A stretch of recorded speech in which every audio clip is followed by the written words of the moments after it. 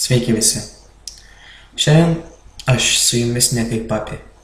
Šiandien aš su jumis kaip Edgaras Rušinskas. Dar vienas žmogus iš 7 milijardų. Ir jis dar gyvena savo gyvenimą. Šiandienos video blogą norėčiau pradėti citatą. Ar esate kada nors gyvenime pagalvojęs, kas bus, kai stovėsite ant stataus šlaito? Matysite tamsią bedugnę venančią į mirtį ir nežinomybę. Tai akimirka, kuomet jūsų svajonėms ir norams ir viltims šiame pasaulyje nebeliks vietos. Laikas yra apgaulė. Todėl, kol gyvenate, darykite tai, kas jums teikia džiaugsmą. Pradėkite gyventi dėl savęs. Pamilkite tokius, kokiais gimėte, bei gyvenkite beprotiškiausius savo gyvenimo planus. Tik toks gyvenimas bus vertas vadintis prasmingu. Šios žodžius parašė Šarūnas Mačinskas, kuris sausio 7 dieną pasitraukė iš šio pasaulio. Pasitraukė dėl tos priežasties, dėl kurios ir aš galėjau pasitraukti. Dėl to, kad jis buvo kitoks. Dėl to, kad visuomenė jo nesuprato. Man tiesiog dabar ima panieka ir pyktis ant visuomenės. Kažkada tai gailėjausi, dabar pykstu. Tokie talentingi žmonės kaip Šarūnas, tokie geri žmonės kaip Šarūnas turi pasitraukti iš gyvenimo. Ir dėl ko? Dėl to, kad kažkam neįtiko, dėl to, kad neatitiko jūsų standartinių rėmų. Juokinga. Kaip pasakė Romas Zabarauskas, visame pasaulyje yra It's Get Better, bet Lietuvoje tik It's Get Worse. Iš tikrųjų. Galiausiai kiek dar žmonių turės pasitraukti, kol visuomenė pagaliau supras, kad kartais tie žmonės, kuriuos jos niekina, kurie niekina, yra geresni už juos, kurie padaro geresnių darbų negu jie.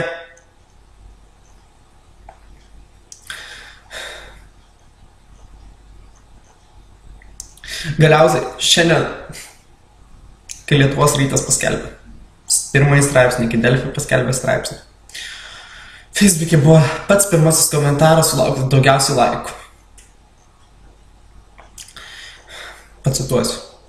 Ačiū Dievui, dar vieno išsigimėlio nebebus. Ir taip mes vertiname žmogus mirtį.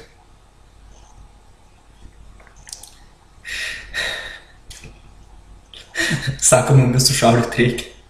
Čia tokius žmonės, kurie taip prašo, reikia sušaudyti.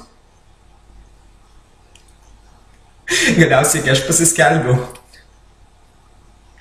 aš sužinau, kad mano mokykloje pasirodo viena lietuvių mokytoja mane išvadino, atsiprašant, labai negražių žodžių iš pareidės, kurio tikrai nenorėčiau tarti. Mokytojai taip vadina mokiniams. Tai ką kalbėti apie mokinius? Ką kalbėti apie mūsų visuomenę, jeigu mūsų švietimo atstovai taip daro? Aš nebenoriu tylėti ir šįkart nebetilėsiu. Stosiu į kovą, jeigu reikės. Užteks prarasti nekaltas gyvybės, kol galiausiai žmonės supras, kad tai bebė.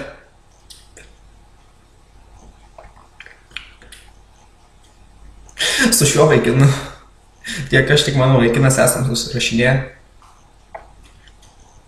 Ir galėčiau, žinoma, pacituoti mūsų pokalbis, bet ar tai būtų verta?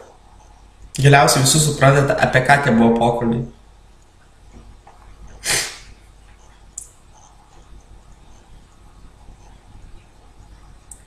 Aš nesuprantu, tikrai nesuprantu. Jūs trokštate mūsų mirties.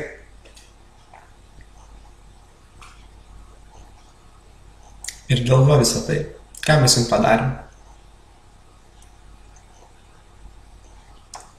Kaip sakiau, šiandien su tikrai didelė nuoskauda ir panika žiūriu į visuomenę.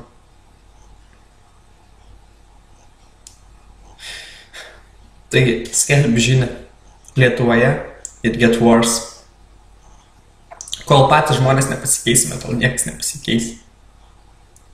Kol galiausiai nebus pakeista kažkas aukščiausiuose postuose, kažkas sutvarkyta ten, kol galiausiai mokyklose nebus sakoma, kad nesvarbu, kas tu esi, svarbu, kad esi asmenybė, svarbu, kad esi žmogus iš didžiosios raidės, mes nepasikeisime. Ir to liksime pirmoje sąrašo vietoje savižudybių skaičiuje. Jūs to norite? Prašau, jūs to pasigėdė. Nebeturiu iš tikrųjų, ką jums pavė pasakyti. Tiesiog nebenoriu. Aš žinau, kad po šito video aš lauksiu tokių pačių komentarų, kad tu gali birti ir panašiai, bet jūs kartais pagalvokite, ką sakote. Ačiū Dievui, aš šito pralipau ir matyti jūsų komentarai jau visiškai nusispjauti yra. Bet yra žmonių, kuriems labai sunku. Ir jūs juos privedat prie to. Ir jeigu norit gyventi ant savo sąžinės tokia kalte, kad jūs galiausiai nužudėte kažkokį žmogų, prašau. Bet aš šito nebeleisiu. Ir jeigu reikės, kovosiu dėl savo gyvybę. Šį kartą atsisveikinu. It get worse.